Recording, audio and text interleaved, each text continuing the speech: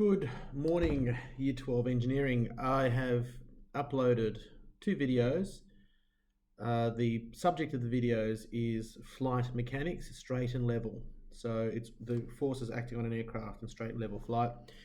In the first video, I do correct myself later in the video, but just to avoid confusion from the start, when an aircraft is in straight and level flight, I said that the weight and the lift forces have to be balanced. That makes sense, really, because if one was heavier, if the lift was more than weight, we'd be ascending. If it was less, we'd be descending. But I actually said that the thrust had to be greater than the drag, which would be true if we wanted to accelerate. So the weird thing about drag is that when the aircraft is stationary, it's not there.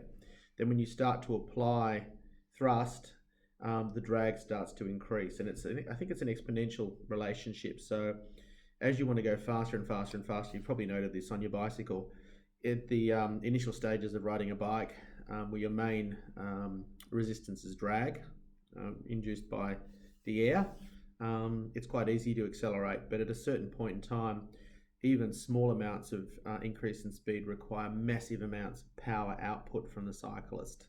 So with an aircraft, in straight and level flight at constant altitude, the thrust is going to be equal to the drag. Okay, the lift is going to be equal to the weight, and I do say that later in the video. But at the initial stages, I was actually a little bit confused, which you're all used to. That's also for all you physicists out there.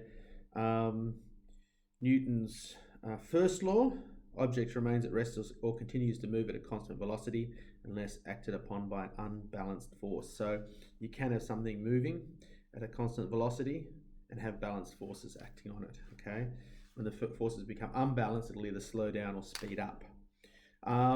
That's me. Please click the link. It will take you to the page. If you want to find that page again, it'll be in your aeronautical engineering module under the page titled flight mechanics straight and level. So that's the lesson for today. Look at the Copeland pages that I've noted for you to study. Take notes on straight and level flight, do the diagrams, do the equations, or copy them down, make sure you understand them.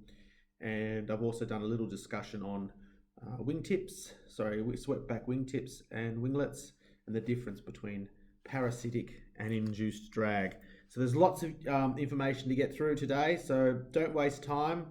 Enjoy the lesson, and I'm going to be probably seeing you in the next week or so, I'd say, or maybe next week, I'm not sure. Anyway, looking forward to that as well. But you're all looking forward to getting out of the house more often and seeing each other as well. So hit the books, and I'll see you in the next lesson.